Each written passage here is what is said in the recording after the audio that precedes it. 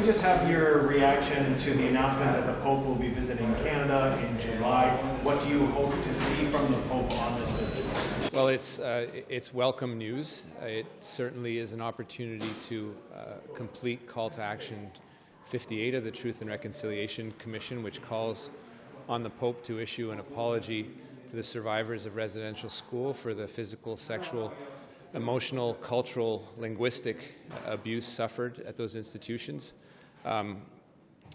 Canada does recognize the apology that he offered to a number of survivors in Rome earlier on, but what we've heard clearly and loudly from survivors is the need to have that apology offered on Canadian soil. So we welcome this. There's a lot of planning involved and a lot of steps to complete before that action is taken and the visit begins. But this is an opportunity for survivors to have a direct connection to the Pope and listen and hear his words and reflect on them and consider whether that offers a measure of closure, which is what a number of survivors are asking for. So good news, lots of work to do and continue, but it's something that we welcome on behalf of Canada. I believe the Catholic bishops say that he is going to be visiting a residential school on this trip. We don't know where exactly or which school, but how important is it for the Pope to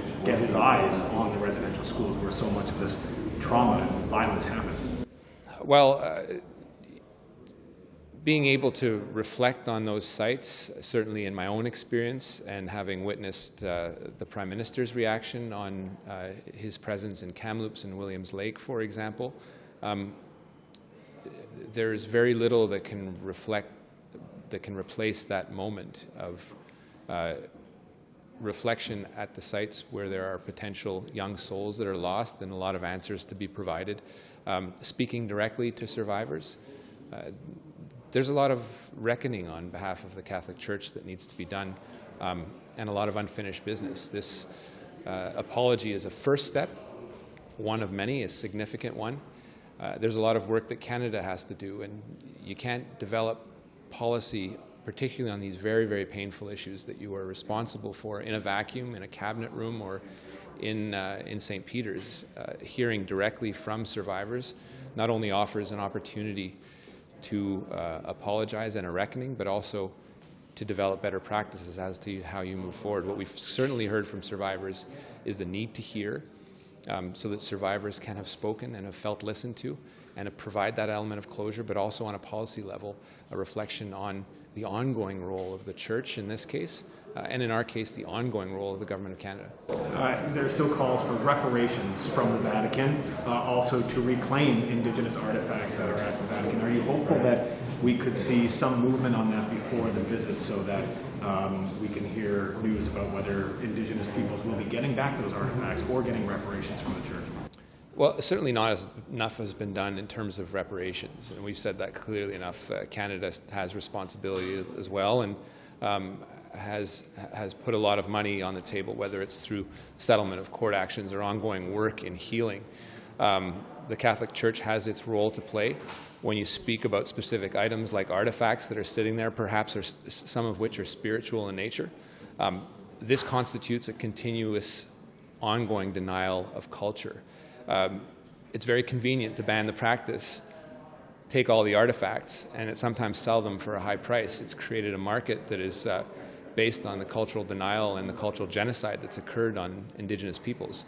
So the restitution of those artifacts, when they can be found, is key to the spiritual well-being and the reacquisition of culture, but also as a matter of respect.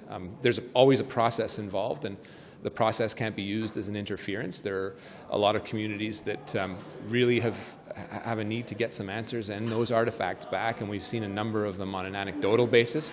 But on a systemic level, there's a wide range of artifacts that are out there, whether they're in the Vatican or whether they're in a British museum.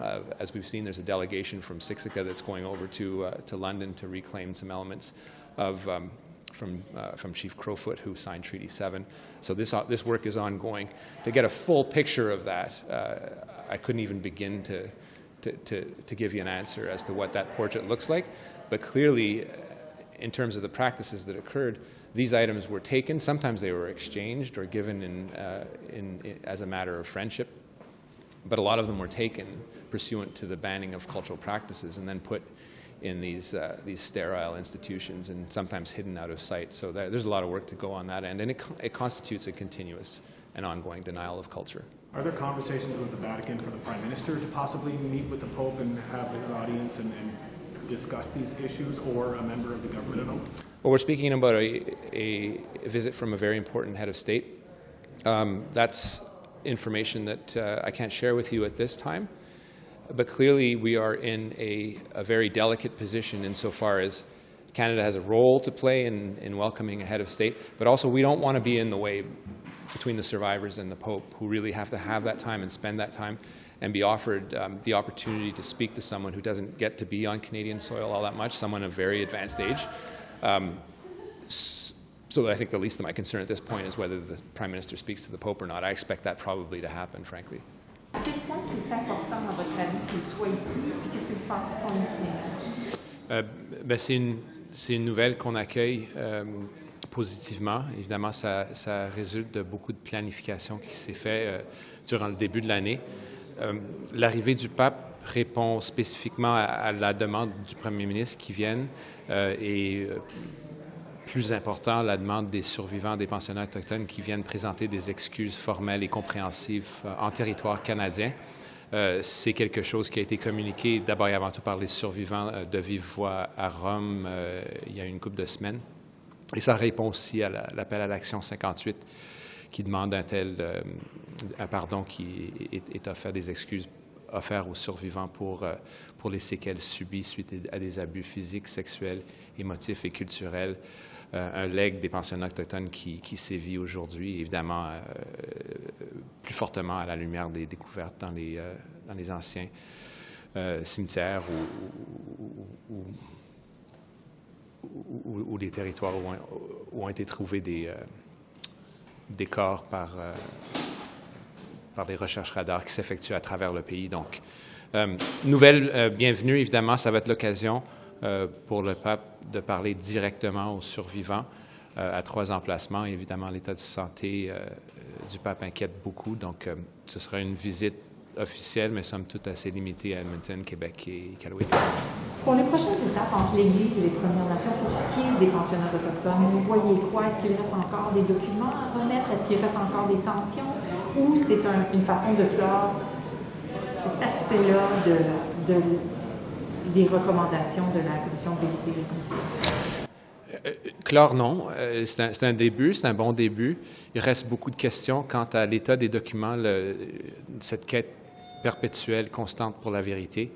En ce qui a trait à l'état des documents, ce sont des documents qui ne sont pas nécessairement situés dans un seul lieu. Il y a des documents qui sont retenus par Rome. Il y a des documents qui sont encore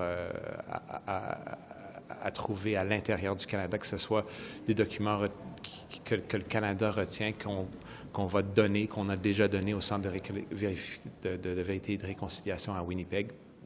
Un centre qui manque d'effectifs, évidemment, pour servir justement les survivants qui sont en charge de réponse. Dans le budget, on avait des sommes allouées pour un nouveau bâtiment à Winnipeg pour pouvoir accueillir ces documents.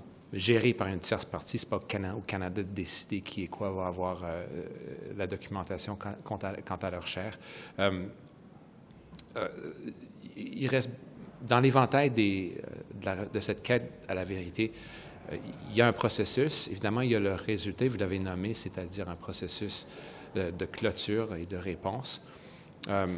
Mais pour le Canada et pour Rome, l'Église catholique, qui ont été les gens qui ont perpétué cette hécatombe, cette catastrophe qui a des séquelles aujourd'hui dans les communautés autochtones, l'important pour nous, c'est de faire et de continuer à faire acte de bonne foi, de procéder aux réparations historiques, que ce soit à travers les jugements que les survivants ont pu avoir pour les écoles et les pensionnats autochtones, ou que ce soit pour les appuis en santé mentale ou pour les recherches à travers le Canada. Puis je vais faire lundi un état de la situation à travers le pays quant aux recherches qui sont effectuées, l'argent qui a été contribué par le gouvernement du Canada.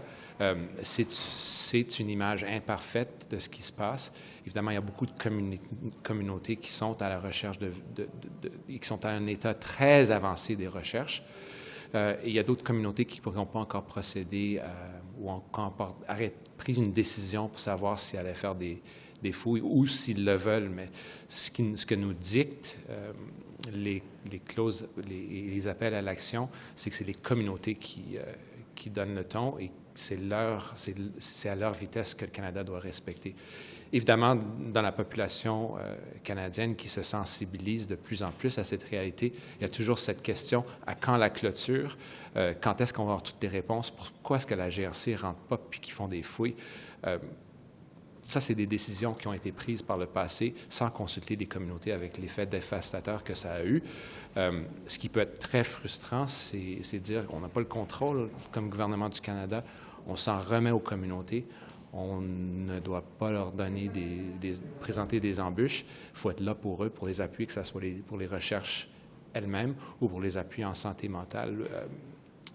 Pour faire une recherche dans une communauté ou sur un territoire, ce n'est pas seulement une recherche radar, c'est des consultations avec des survivants qui, parfois, ne se sont même pas encore exprimés quant à ce qu'ils ont subi dans les pensionnats. Puis c'est un processus de consultation et de triangulation quant à ce qui pourrait être le territoire sur lequel on fait des recherches. Alors, c'est d'abord un processus très pénible pour la communauté, pour les survivants en particulier, mais aussi les résultats qui se font attendre. Donc, la patience est de mise, mais loin du Canada et des Églises à plus forte raison de présenter des embûches. Savez-vous si le pape va se rendre sur le site de la pension? C'est la rumeur. Vous connaissez les rumeurs autant que moi, mais je n'ai pas cette confirmation pour l'instant.